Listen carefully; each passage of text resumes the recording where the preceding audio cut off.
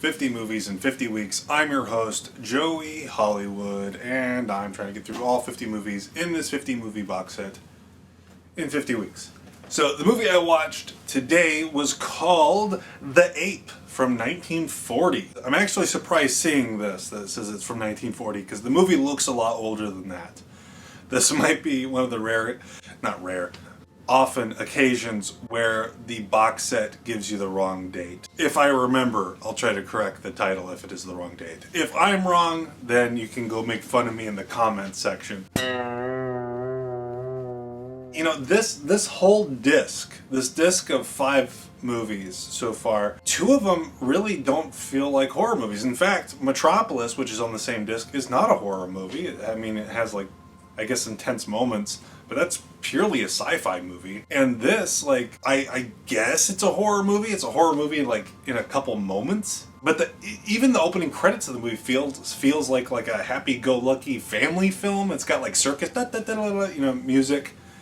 And Boris Karloff's in it, but he doesn't play like seemingly a very evil man. It's very odd. It doesn't feel like a horror movie for the vast majority of the film. It feels like it does eventually get there because Boris Karloff is injecting victims of maulings with a serum that's supposed to cure death. It's one of those movies, and there is an ape going around killing people, but I want to say that stuff takes a pretty firm backseat to a lot of the relationship stuff. There's a lot of stuff involving children, like Little Rascal type things. The girl in the movie, she has like a love interest, and that I want to say takes more of a center stage than the horror stuff. Like,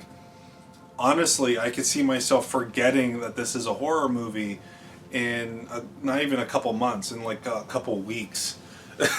Because even now, and I just saw it, it's not really sticking to my brain, the scary stuff. The movie opens up with a bunch of kids running by Boris Karloff's house and throwing rocks at him, like, oh, he's a freak.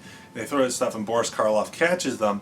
And he seems like a nice guy. He's not doing his typical Boris Karloff thing.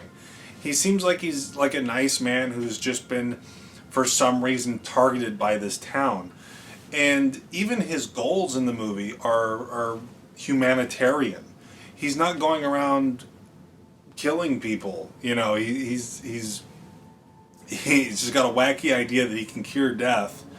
And luckily this gorilla has escaped and it lets him try to perform his injections on the recently deceased.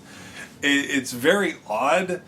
It feels like it should be almost a Reanimator-esque type movie, but it never quite gets there. The gorilla is made out to be the villain, more so than Boris Karloff. It feels like Boris Karloff should be the villain. There's a coroner that's like noticing the injections and going like, ha, I caught you, you're the one doing this. And then it's like, no, I've actually cured this woman's paralysis, because this is somehow related to bringing life to the dead. And I don't know, the movie doesn't work for me, honestly. It's kind of dull, it's kind of boring, the tone's a little all over the place.